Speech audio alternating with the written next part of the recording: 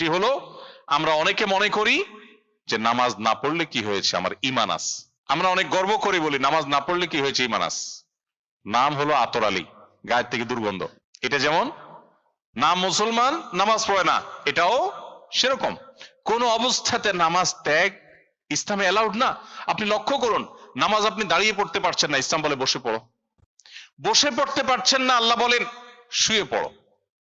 শুয়ে শুয়ে আপনি হাত পা নাড়াতে পারছেন না, ইসলাম আপনাকে নির্দেশ করছে মনে মনে তুমি নামাজ আদায় করো। আপনাকে ওযু করে নামাজ পড়তে হবে, ওযু করতে পারছেন না, ইসলাম বলে তুমি তায়াম্মুম করো। আপনি তায়াম্মুম করতে যদি অপারগ হন, তায়াম্মুমের ব্যবস্থা নাই, ওযুর ব্যবস্থা নাই, তাহলে যে অবস্থা আছেন সে অবস্থা আপনাকে নামাজ আদায় করতে হবে। নামাজের জন্য সতর ঢাকা ফরজ, কিন্তু এমন কোন পরিস্থিতিতে আছেন, আল্লাহ মাফ করুক, আপনার সতর ঢাকার ব্যবস্থা নেই, তাহলে ওই অবস্থায় আপনাকে নামাজ আদায় করতে হবে। আপনি যদি এমন কোন পরিবেশে থাকেন যেখানে আপনার পবিত্র কাপড় থাকা নামাজের জন্য পূর্ব শর্ত, অথচ আপনার কাছে পবিত্র কোনো কাপড় নাই, তো ইসলাম ওই অবস্থা আপনাকে নামাজ পড়তে বলে। কেবলার দিকে ফিরে নামাজ পড়া ফরজ, কিন্তু কেবলা কোন দিকে আপনি জানেন না, জানার কোনো উপায় নাই, কাউকে জিজ্ঞেস করেও জানার ব্যবস্থা নাই, আপনার কম্পাসেরও সার্ভিস আপনার কাছে নাই, কোনোভাবে কেবলা নিরূপণ আপনি করতে পারছেন না।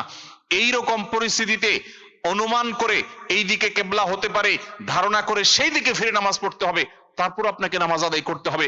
ভাইরা আমার, নামাজের গুরুত্ব এত বেশি বুঝেছেন সাহাবা ইকরাম যে যুদ্ধের মধ্যে, রণাঙ্গনের মধ্যে পর্যন্ত তীর এসে লেগেছে পায়ে, কিন্তু নামাজ ছাড়েননি। ওমর রাদিয়াল্লাহু তাআলা আনহু খলিফাতুল মুসলিমিন, তিনি বলেছেন লা হাজ্জা ফিল ইসলাম লিমান তারাকাস সালাহ, যে ব্যক্তি নামাজ ছেড়ে দেয়, যে ব্যক্তি নামাজ পড়ে না, এর ইসলামে কোনো অংশ নাই, সে নিজেকে মুসলিম দাবি করবার কোনো অধিকার নেই।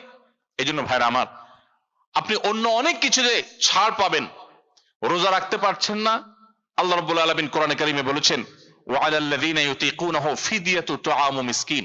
কিছু মানুষ রমজানে এমন অবস্থা আছেন যে এখন রোজা রাখতে পারছেন না, তাদেরকে আল্লাহ বলেছেন ফামান কানা মিনকুম মারিদান আও আলা সাফারিন ফাইদ্দাতুম মিন আইয়ামিন উখার। কেউ যদি অসুস্থতার কারণে, সফরে থাকার কারণে রোজা রাখতে কষ্ট হয়, তাহলে সে রমজানের রোজা না রেখে এই কয়েকটা রোজা, যেগুলো সফর কিংবা অসুস্থতার কারণে, কারো জ্বর হয়েছে, অসুস্থ হয়েছেন, রোজা রাখাটা টাফ হচ্ছে, তার পানি পান করতে হবে, তাকে মেডিসিন নিতে হবে, না হলে তার বিপদ হতে পারে, এইরকম সিরিয়াস পর্যায়ে অসুস্থ হলে আল্লাহ তাআলা তার জন্য কোরআনে বিধান দিয়েছেন সে এই রোজাগুলো ভেঙে রমজানের বাইরে অন্য সময় রোজা রাখতে পারবে। আর যদি কারো রোজা রাখার ক্ষমতা একেবারে শেষ হয়ে যায়, ওয়ালাল্লাযীনা ইউতীকুনাহু ফিদিয়াতু তুআমু মিসকিন, কারো রোজা রাখার একেবারে ক্ষমতা নেই, তিনি অসুস্থ হয়ে পড়েছেন বা বার্ধক্যজনিত কষ্টে তিনি বয়সের শেষ প্রান্তে এসেছেন, রোজা রাখতে পারেন না, আর এই ব্যক্তির জন্য রোজার বিকল্প হিসাবে খাদ্য বিতরণ করতে বলা হয়েছে। মিসকিনকে, একজন মিসকিনকে একদিনের খাবার দিয়ে দিলে একটা রোজার বিকল্প হয়ে যায়। এইরকম ব্যক্তির, যে ব্যক্তির রোজা রাখার ক্ষমতা নাই বার্ধক্যজনিত কারণে, অথবা এমন অসুস্থতা যে অসুস্থতাতে কখনো আর সুস্থ হওয়ার সম্ভাবনা নেই, তার জন্য ফিদিয়ার ব্যবস্থা রেখেছে ইসলাম। কিন্তু নামাজের ব্যাপারে ইসলাম কোনো বিকল্প দেয় নাই। ভাইরা আমার, নামাজ এমন একটা ইবাদত যে এটার কোনো বিকল্প না, যে ঠিক আছে নামাজ পড়তে পারো না, তুমি সাদকা দিয়ে দাও, এটা হয়ে যাবে, এরকম কোনো বিধান কোরআন হাদিসে নাই। অতএব আমরা যদি নিজেদেরকে মুসলমান পরিচয় দিতে চাই, আমাদের ইসলামটাকে আমরা ধারণ করতে চাই, তাহলে আমাদের পাঁচ ওয়াক্ত নামাজকে সর্বোচ্চ গুরুত্ব দিতে হবে, যেই কোনো পরিস্থিতিতে আদায় করতে হবে। অনেক সময় হীনমন্যতা কাজ করে যে আমার এখানে কেউ মুসলমান না, আমি একা মুসলমান, একা নামাজ পড়লে সবাই তাকায় থাকবে, নামাজের কোনো আলাদা জায়গা নাই, তো তাকায় থাকবে। তাতে আমার যদি একটু হেজিটেশন হয়, আমি যদি একটু অস্বস্তিতে পড়ি, আমি যদি একটু একটু লজ্জাস্কর পরিস্থিতিতে পড়ি, তারপরেও সেটাকে আমার মেনে নেওয়াটা আমার ইমানের দাবি। আমি জান্নাতটা আল্লাহর কাছে কোন মুখে চাইবো?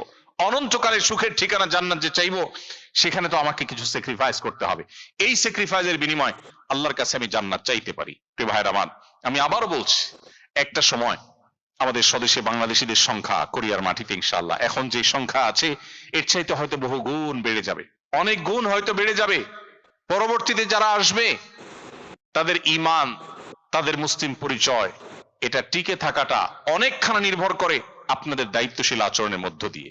আপনারা যদি এখানে আনন্দ ফুর্তিতে শুধু হারিয়ে যান, শুধুমাত্র বিনোদন এবং নিজেদের হাসি খুশির মধ্যেই শুধুমাত্র নিমজ্জিত হয়ে যান, এবং ইসলামী সোসাইটি ডেভেলপ করার জন্য, ইসলামিক কালচারকে ডেভেলপ করার জন্য যদি আপনারা ত্যাগ না করেন, স্যাক্রিফাইস না করেন, তাহলে সেই প্রজন্ম কিন্তু হারিয়ে যাবে।